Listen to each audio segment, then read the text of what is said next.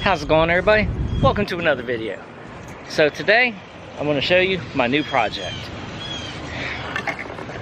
And there it is, 1983 Chevy S10 Blazer.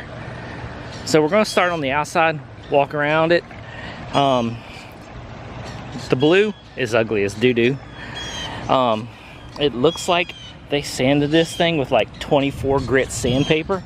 I mean, the paint is bad, but it's workable.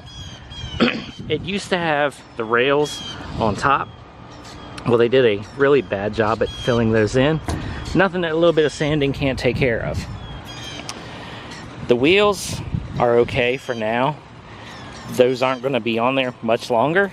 We're going to go with a set of customs, of course. I do want to say though, this is going to be bagged. So this truck is going to be 100% bagged, and I'm going to do it on the budget that I talked about in a previous video. Try to keep it around 800. Depends on some of the options that I do put on this thing, but at the minimum we're going to keep it under 1,000, so I can show everybody how easy it is and how to bag something on a cheap. Continue on with the outside. It is missing something on the back, which is the roll pan, which is in the inside right there. We'll go ahead, when we get working on this, we'll put that on. We probably will weld it on to there and make it look better.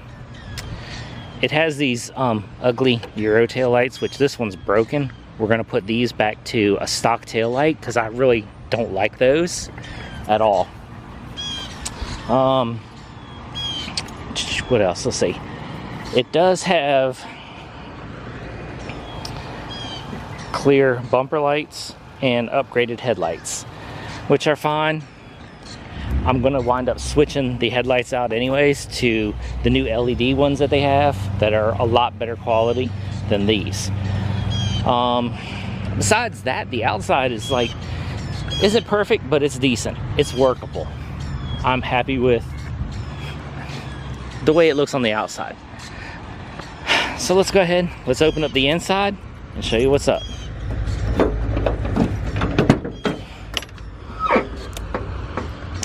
Now, as you can see, driver's seat, passenger seat is trashed. Back seat is in excellent shape. It's just really dirty, so needs cleaned. Seat belts, the panels that the speakers were in, all that stuff's just thrown on the floor. I think this is like the first S10 Blazer, anything that I've ever seen that actually has a halfway decent armrest. Usually these things are always broken, messed up. Alright, next thing, so we'll go ahead, and one issue that I do have is, so you got first, second, third, fourth, and fifth is gone. Oh, wow, I feel like a Dumbo. It's a 4-speed. Wow. Driving this home, I don't know how many times I tried to put this thing into 5th gear. Wow, it's a 4-speed. Okay. Well, that's good because all 4 gears work perfectly on it. Which means now I got to figure out what kind of transmission this thing has, because I was thinking it was a 5-speed. The 5th gear would have been blown. So on this year, 83 would have probably been a TC5, or I mean not a TC5, but a T5 transmission. So maybe this is a T4, because I knew they do make them. I don't know. We'll have to look into that. Alright, well, let's go back to the interior. All the gauges, like the temperature gauge, that works. Speedo doesn't work. Fuel gauge doesn't work. Oil gauge, pressure, I think that works. And the volts, I think that works. No radiator. No headliner, which, that's okay. I have a friend that does upholstery, and I will get him to do headliner in this thing, because I like headliners. I mean, this kind of thing looks a little bit incomplete without it. No big deal. This thing is carbureted, so doesn't just like start up like really fast, like fuel injection. It's all right. So.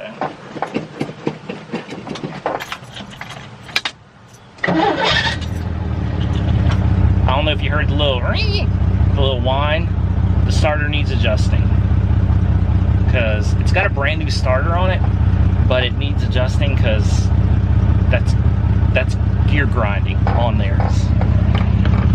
So I think he put the starter on, but never put the shims on it to adjust it and all.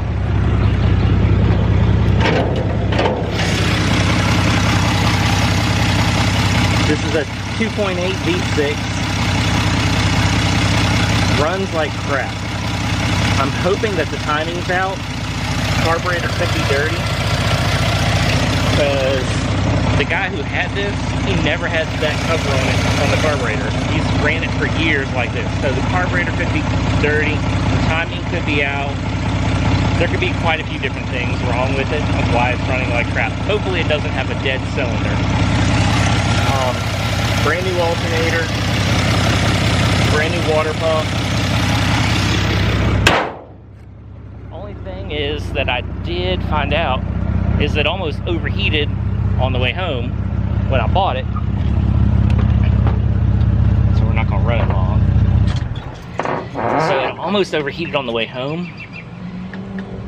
And I think it just has a water leak because I bought it on a Saturday, filled it up with water Saturday afternoon, came back out to look at this thing on Sunday, all the water was gone.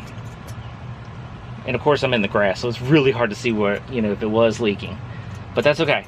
We're going to, once we get into working on this, I'll fill it up, run it, see where it's leaking, and we'll go from there. Hopefully it's maybe just, could be a busted radiator, could be a busted water line, not sure.